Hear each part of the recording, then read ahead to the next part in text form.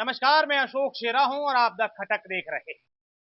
देश में लोकसभा के चुनाव चरम पर हैं और ऐसे में लोकसभा चुनावों से जुड़ी अगर राजस्थान की बात करें तो राजस्थान के कुछ ऐसे लोकसभा क्षेत्र हैं जहां पर युवाओं का काफी योगदान है। और अगर इसी में बात जोधपुर और बाड़मेर की करें तो यहां पर युवाओं का जबरदस्त दबदबा दिख रहा है।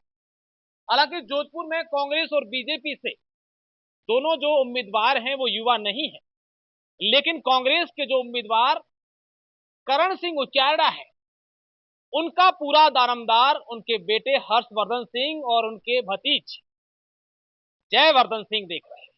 और ऐसा बताया जा रहा है कि पूरे चुनाव कैंपेन को इस तरीके से मेंटेन करके बैठे हैं कि बीजेपी को सोचने पर मजबूर कर दिया। आज हमारे साथ दोनों भाई हैं और इनसे हम लोग जानने की कोशिश करेंगे कि किस तरीके से युवाओं की राजनीति में भागीदारी सुनिश्चित ये लोग कर रहे हैं और कैसे चुनाव इनके अभी वर्तमान में चल रहे हैं।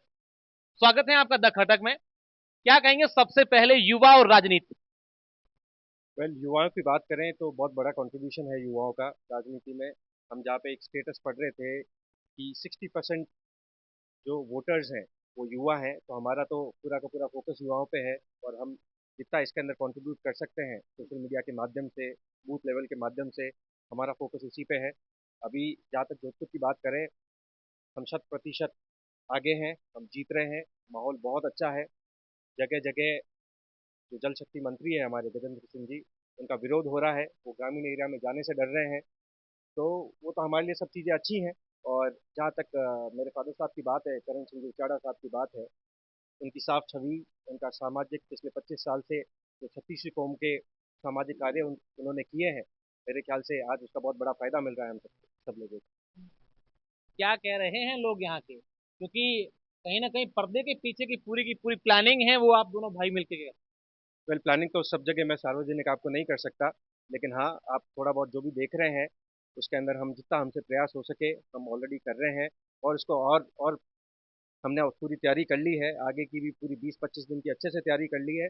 माहौल को ढीला नहीं पड़ने देंगे, जोरों से खेलेंगे। तो और बातचीत करेंगे। आप बताएं सर, नींद पूरी होती है रात में?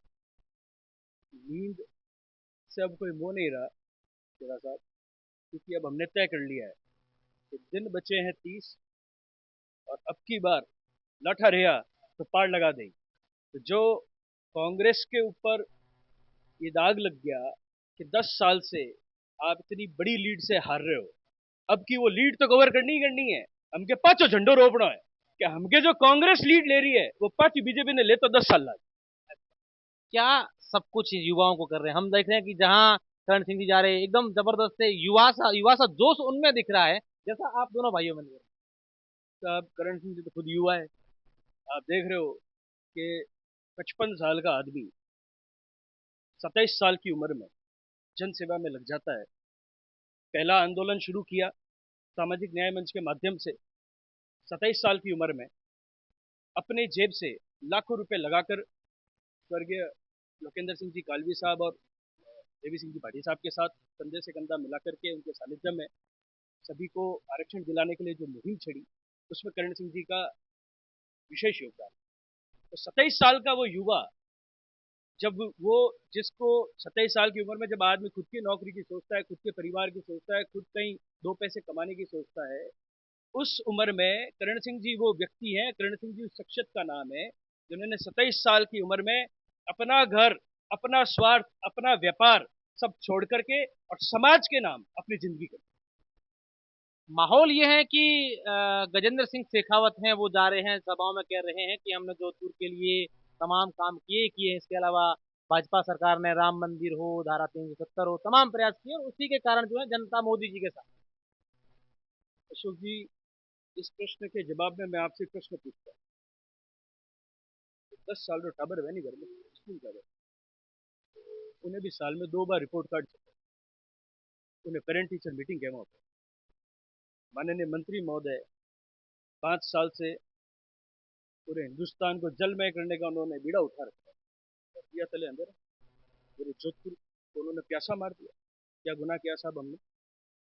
तो जब वो 10 साल जो टाबर हुए उन्हें 2 बार रिपोर्ट कार्ड छपे, उन्हें मास्टर नहीं जान पर माँ बाप ने कहा साहब आप जो टाबर हो सही करियो ना गलत करियो, तो मोरा जो 5 साल मंत्री साहब है, आप कटे हो। आज मैं मंच मातू साहब 10 बार जवाब कर चुकी है कि साहब आप बताओ, आप हमारे सवाल का जवाब क्यों नहीं देते कि आप अगर 1-2.5 इंच की लाइन भी लाए हो, कहीं पानी लाए हो जोधपुर में, तो बताओ। नल तो लगा दी, हर घर नल लगा। वो नल खोलो, आप गुड़गुड़ आवाज आवे, पानी कोना आवे। नल ने आप कदी जान खोला, आपने ठाप पड़ी। तो साहब अब राजनीति को परे रखते हुए मैं तो हाथ जोड़ता हूँ कि हमारे नए मंत्री महोदय, आप तो रिपोर्ट कार्ड, और रिपोर्ट कार्ड आप शामिल ले आओ और जनता तय करे। Let the people decide. जनता तय। मैं आपसे और बातचीत भी करूंगा। एक सभा थी, नामांकन सभा गजेंद्र सिंह शेखावत की, और वहां पर करण सिंह उचाड़ा जिंदाबाद के नारे लगे थे। आमतौर पर मोदी मोदी के नारे लगते हैं, क्या है क्रेज? वेल, जनता पूरा का पूरा ठान चुकी है कि उसको किसको वोट देना है। जनता इतने बड़े मंच पे आके इतनी भीड़ के बीच में अगर अपनी आवाज़ उठा रही है तो शायद सबने अपना मन बना लिया है कि उनको किसको वोट देना है। और मन अच्छे से बन चुका है और हमको पता है कि हम इस इलेक्शन को अच्छे से स्वाइप कर रहे हैं। कल मुख्यमंत्री जी भी यहाँ आए थे, केंद्र में भी भाजपा सरकार थी, अब वर्तमान राजस्थान में भाजपा की सरकार है। ये तमाम चीजें कहीं ना कहीं आपके लिए चुनौती मानते हैं आप? नहीं, मैं तो इसको बिल्कुल चुनौती नहीं मानता। मेरे ख्याल से माननीय जल शक्ति मंत्री ने जो पिछले 10 साल में यहाँ पे काम किया है उसका रिपोर्ट कार्ड सबके सामने है कि उन्होंने क्या क्या काम किया है, क्या क्या नहीं किया है। और सबको पता चल चुका है कि कुछ भी काम नहीं हुआ है। तो कोई भी आ जाए यहाँ पे, उससे कोई फर्क नहीं पड़ने वाला। हम इलेक्शन निकाल रहे हैं। क्या मुद्दे लेकर के जा रहे हैं, लोग क्या कह रहे हैं कि भाई हम आपको इसलिए वोट देंगे, इसलिए करेंगे कि ताकि जोधपुर का इस तरीके से विकास आप? हम विकास के मुद्दे पे लड़ेंगे।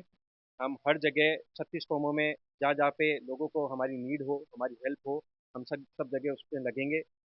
मेरे पिताश्री का हमेशा से ये मामला रहा है कि व्यक्तिगत रूप से उन्होंने सामाजिक कार्य जो जो किए हैं तो उसमें एक लिमिटेशन है, उनमें एक लिमिटेशन है। तो अगर जोधपुर की जनता ने उनके कलम में स्याही डाल दी तो लिमिटेशन इतनी बढ़ जाएगी कि हर तरीके से हम उसको हमने ऑलरेडी ये प्लान कर चुके हैं।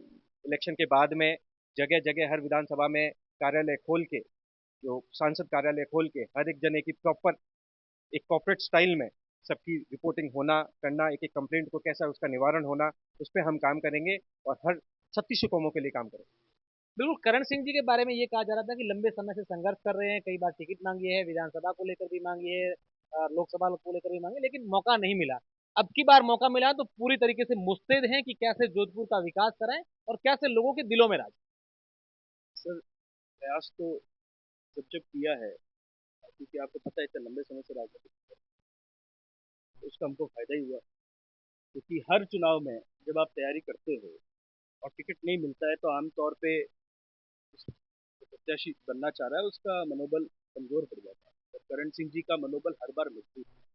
हर बार उनके साथ एक एक नई कैब जुड़ी, नया युवा जुड़ता रहा। तो जैसे जैसे वो 20 साल में आगे बढ़ते रहे, वैसे वैसे मुझे लगता है कि हर बार उनके साथ लोग जुड़े ही हैं और नई नई नई एक कैब जुड़ गई उनके साथ में। और हमको इस बात का बहुत फायदा मिल रहा है। हमको मुझे तो खुशी होती है इस बात की कि किसी भी विधानसभा में जाओ, आप लाहौर पधारो, वहाँ साहब ने बहुत काम किया है। शेरगढ़ पधारो, पोखर पधारो, पड़ोदी पधारो, जो नीचे तो अपन नहीं है, उनके ही है। तो आप जहाँ भी जाओगे, संगठन तो सबसे पहले है। संगठन के साथ साथ एक व्यक्तिगत करण सिंह जी के पास में उनकी पहुंच, तो उनके लिए काम करती है। शायद ये इस 20 साल से जो ये प्रयास कर रहे हैं उसी का नतीजा है, उसका फल है, जो आज अपन को इस रूप में मिल रहा है। करण सिंह जी आमतौर पर अपने भाषण में बोलते हैं कि राम को हम भी मानते हैं, हम राम हमारे पूर्वज थे। राम को लेकर उन्होंने कई चैलेंज भी किए हैं कि देवी देवताओं को लेकर आ जाएं। तो क्या आप बातचीत होती है इस मुद्दे पर? वो किसी से चीज़ छुपी भी नहीं है। हम सब राम राम के लोग हैं।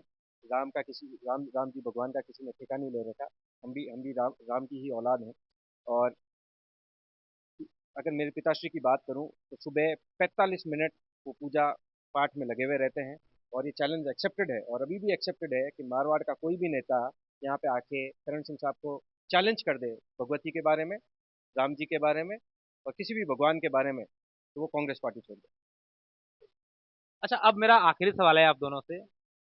युवाओं का दबदबा है, बाड़मेर में देख रहे हैं कि रविंद्र सिंह भाटी लगातार है, और यहाँ देखें, यहाँ ये बातें की जा रही कि आप दोनों भाई हैं वो पूरा चुनाव को मैनेज करे हुए पूरे चुनाव को संभाल रहे हैं, एक एक चीज पर अपडेट ध्यान रख रहे हैं। तो कितना इंटरेस्ट आजकल युवा जो है वो राजनीति में ले रहे हैं? वेल देखिए सर, हम तो बिजनेस बैकग्राउंड से हैं और राजनीति में क्योंकि मेरे फादर साहब की इतनी तपस्या करी हुई है तो हम सबको कूदना पड़ा, करना पड़ा, सब तरीके से हम अपना प्रयास तो लगा ही रहे हैं। लेकिन यस, युवाओं का बड़ा योगदान है और उसमें और तरीके से हम मैनेजमेंट के लोग हैं, राइट? तो मैनेजमेंट और पॉलिटिक्स जो है, मेरा मानना है बहुत बड़ा मैनेजमेंट है, एक अलग लेवल का मैनेजमेंट है। धीरे धीरे अब चीज़ें सारी कड़ियाँ हाथ में आ गई है, अब आप देखते रहिए अगले 20 दिन में क्या होता है। ताकि सवाल मेरा अगला है वो कुछ साल बाद होना चाहिए, लेकिन मैं आज आपसे पूछ रहा हूँ, करण सिंह जी उचाड़ा के राजनीतिक चेहरे में कहीं ना कहीं अपना चेहरा आप देख रहे हैं? देखिए वो तो फ्यूचर बताएगा, लेकिन मैं अभी मेरा फोकस अभी बस यही है कि मैं मेरे पिताश्री को भारी मतों से जीत दिलाऊं। जोधपुर के युवाओं से क्या कहने वाले हैं आप दोनों युवा भाई? अब के झंडा गाड़ना बढ़ जाएगा। 200। बिल्कुल, कॉन्फिडेंस तो बहुत गजब का है। अब देखने वाली बात होगी कि जोधपुर के चुनावी रण में लोग किस तरह का रुख अपनाते हैं और 4 जून को जो अप्रैल आएगा उस दिन किसके घर के आगे ढोल नगाड़े बजते हैं। धन्यवाद।